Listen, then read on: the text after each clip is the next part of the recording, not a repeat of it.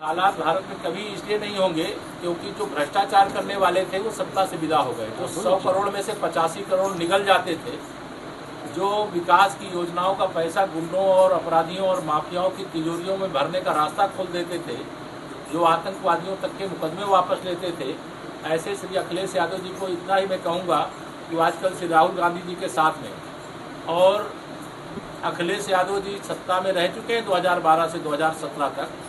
जब अपना कार्यकाल वो देखेंगे तो उनको शर्मिंदगी होगी कि अपने कार्यकाल में जो वो फर्जी पीडीए की बात करते हैं, वो फर्जी पीडीए परिवार डेवलपमेंट एजेंसी बनकर के रह गया था। इसलिए 2027 में जो 2024 में उन्हें कुछ सफलता मिल गई थी, वह 2027 में दोहराने में कतई कामयाब नहीं होंगे। जनता उनकी असलियत समझ गई है।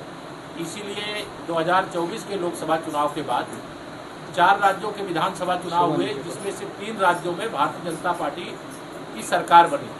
हरियाणा में तीसरी बार सरकार, महाराष्ट्र में तीसरी बार सरकार, दिल्ली में 26 साल बाद सरकार, झारखंड में हम मुख्य विपक्षी पार्टी हैं और बिहार में हमारी सरकार बनने जा रही है। और 27 में इतनी बड़ी विजय जनता के आशीर्वाद से भारतीय जनता पार्टी गठबंधन यहाँ पर फिर से प्राप्त करेगा, जिसकी कल्पना श्री अखिलेश यादव जी को नहीं है।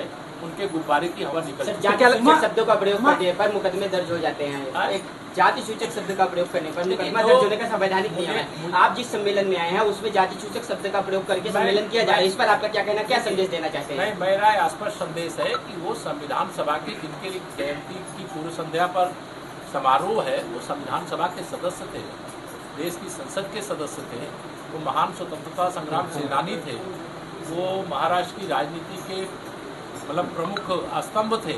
और उनके कार्यक्रम के लिए जो मुझे बुलाया गया, उसको जातिवाद के चश्मे से किसी को देखने की जरूरत नहीं है। समाज में जो भी पीछे है उसको आगे लाने के लिए, उसको मुख्यधारा में पहुंचाने के लिए हमको जहां भी जाना पड़ेगा वहां जाएंगे। इसको जातिवाद नहीं, इसको विकासवाद के दृष्टिकोण से देखना चाहिए, इसको राष्ट्रवाद के दृष्टिकोण से।